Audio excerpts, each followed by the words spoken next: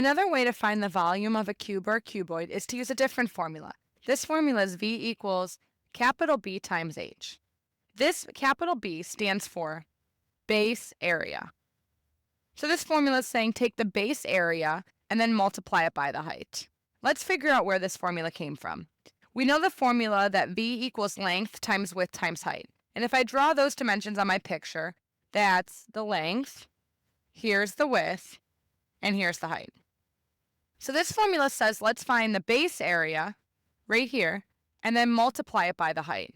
Since my base is a rectangle, this space right here that I'm going to shade in is the base of my cuboid, and this base is a rectangle. The area formula for a rectangle is length times width.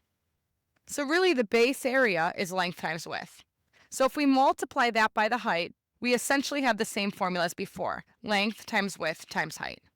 So these two volume formulas are totally equivalent. We can either say big B times H, which is base area times height, or we could say V equals length times width times height, with remembering that length times width is the same thing as base area.